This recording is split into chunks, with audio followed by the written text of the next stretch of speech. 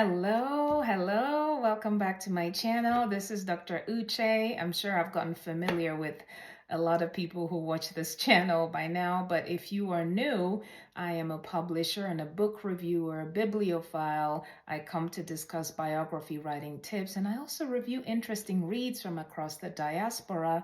Sometimes I do children's book read aloud sessions. I hope everyone's doing well. I hope your year is rolling by really well and you're being productive.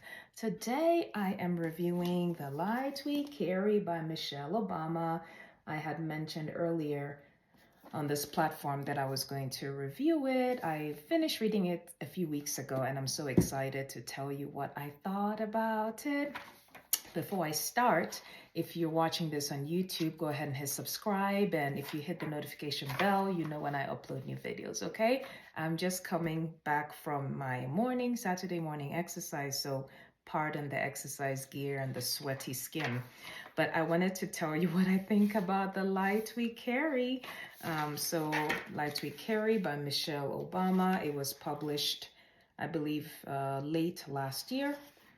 And this is it's actually her third book. Somehow I thought she had written two, but it's her third because there's a book she wrote earlier, American Grown. I think it's about gardening and that sort of thing and healthy food. But this one says, The Light We Carry, Overcoming in Uncertain Times. And this is really, it's enlightening and informative. And for me, because I look at things from a biography writing coach perspective, it's so good to see how there's so many ways you can make your voice heard, right? You can write your life story, or you can dedicate a whole book to the life lessons you learned and continue to learn.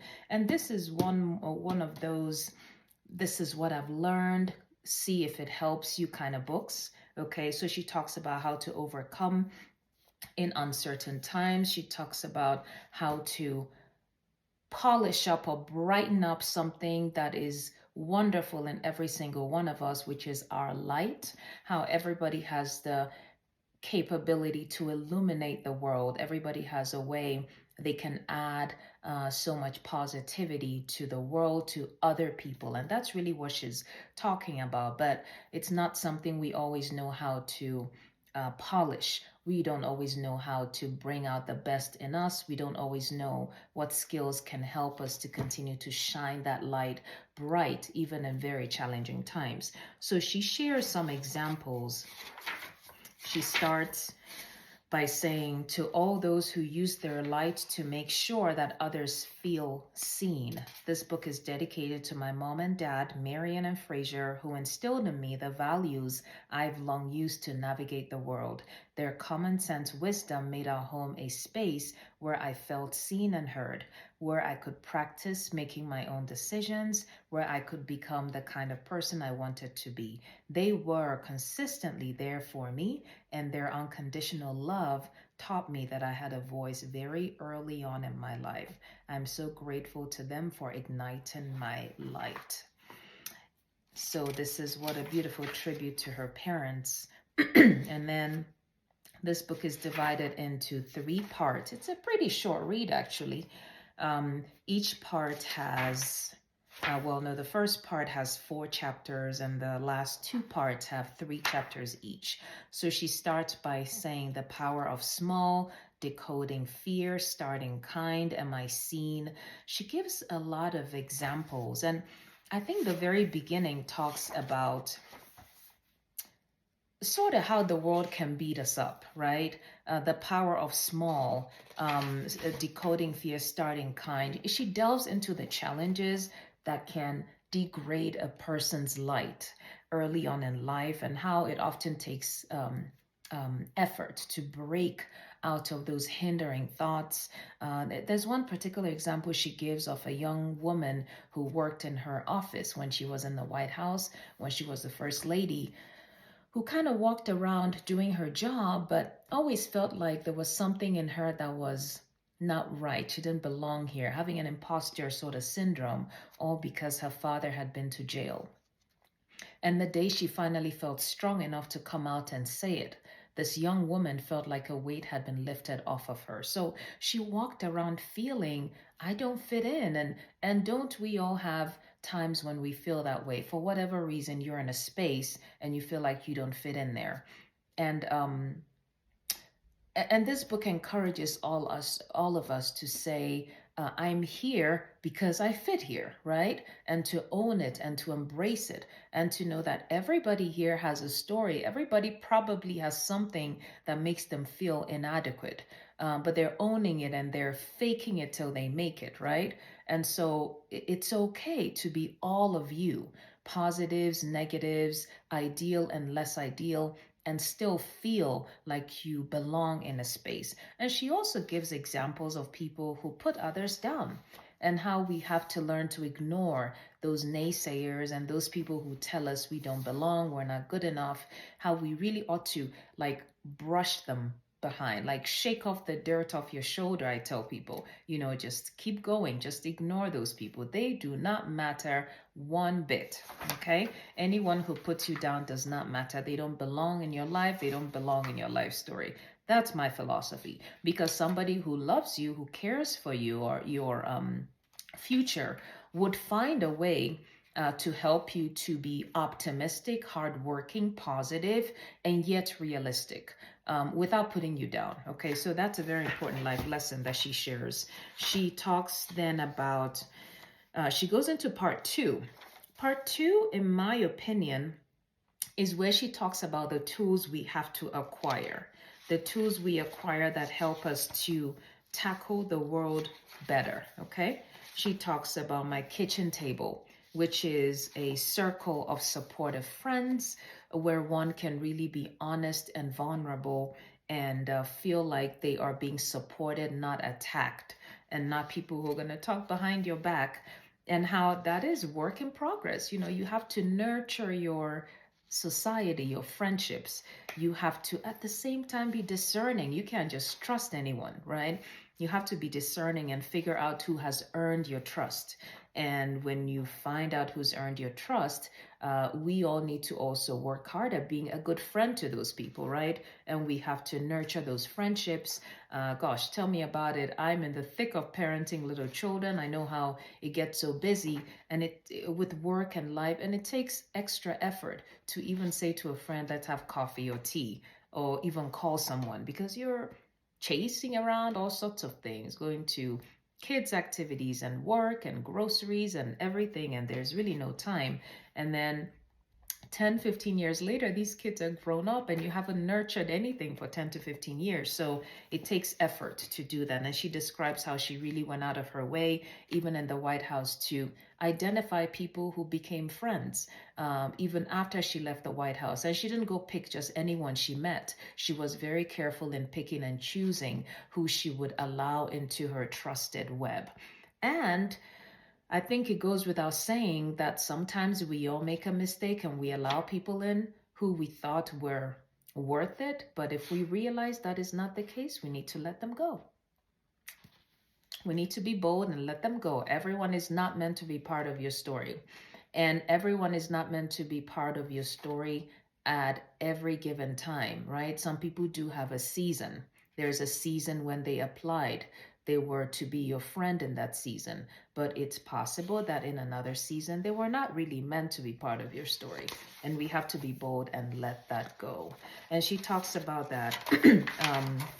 Then she talks about how having a hobby, she talks about knitting. In the throes of the pandemic, during the isolation of the pandemic years, the first year or two of the pandemic, when she started knitting and she found a way to let out the anxiety, the uncertainty into such a little hobby. I would say everyone needs a hobby, period. Pandemic or not, no matter what you're doing. You need to have something that gets your mind off of the daily grind of work and life and everything. You need to have something you enjoy that is quite separate from everything else. It may not even give you money, may not even earn money, but you derive so much joy from doing it. And I think everyone needs that, okay? putting on my big sister hat. Everyone needs that. If you're a young person, you have a hobby, nurture it. There will come a time you will be knee deep in career and life. You need something to distract you once in a while. Okay. She talks also about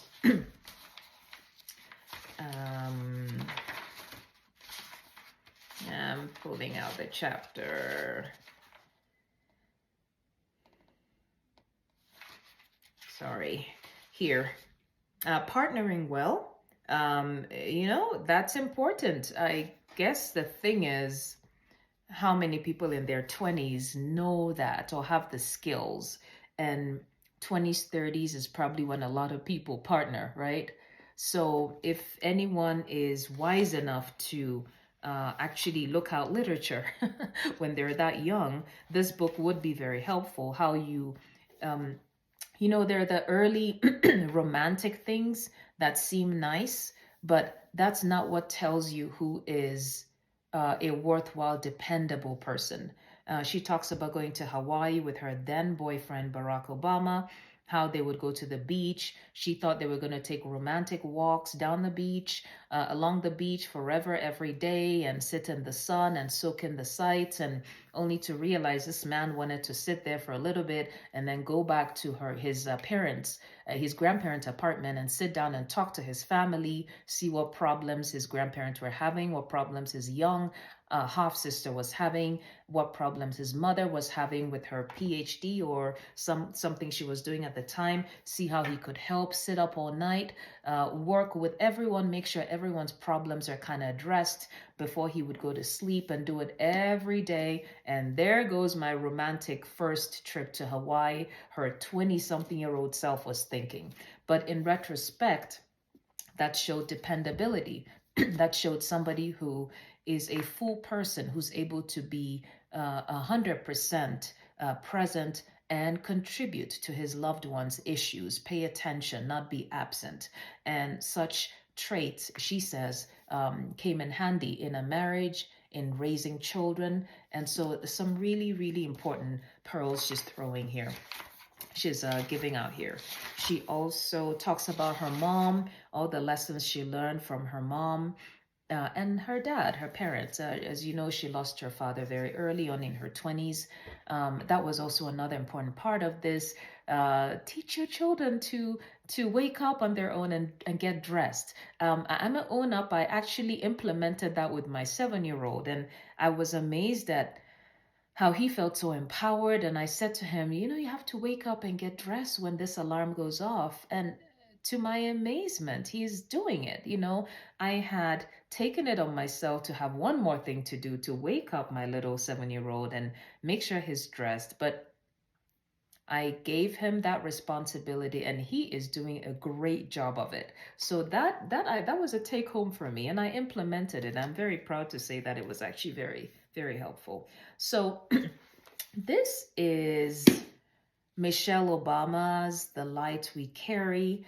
Again, it's a set of life lessons, things I've learned, things that have worked for me, overcoming in uncertain times. I would say overcoming and staying afloat in life, period, because a lot of these lessons would apply whether it's, well, I mean, every time has uncertainties, right? It depends on how you define it. But I'd say these are just life skills that would be important for anyone to learn and acquire. And she shares it so beautifully using anecdotes and examples from her own life. A lot of these things already described in Becoming. So, if you've read Becoming, you feel like you know the First Lady a little bit here. So when she's talking about examples here, it's very familiar sounding, right? And it makes a lot of sense. She talks about being kind to yourself. She talks about a friend who looks at himself in the mirror and says, hey, hey, buddy, like says something very uplifting to himself every morning. And I think that is also very good. We have to hold ourselves up. We have to uplift ourselves. We don't put that power in the hands of other people, because people will always let you down. So you have to be able to, within yourself, find a way to encourage and uplift yourself. And that means when someone puts you down, instead of actually believing it, you're more likely to say, what's wrong with that person? Why are they talking nonsense, right? Because you've built yourself up so much, you know yourself, and you're more likely to say what's wrong with that person if they say something that's less than positive. The Light We Carry. I loved reading it. I hope you consider reading it and let me know what you think. And as usual, it's always exciting when I get to come here and share with you, be it a biography writing tips or a children's book read aloud session or highlighting works from across the diaspora, predominantly fiction, but once in a while I do share from a book like this one. We also do have a podcast now, so you get to listen. It's our Bus Sprouts podcast. If watching is inconvenient, you can play for the littles or listen on your own when you're driving, and I hope you find that helpful. So till next time, I hope you're staying well, being productive, and I look forward to chatting with you again. Take care. Bye bye.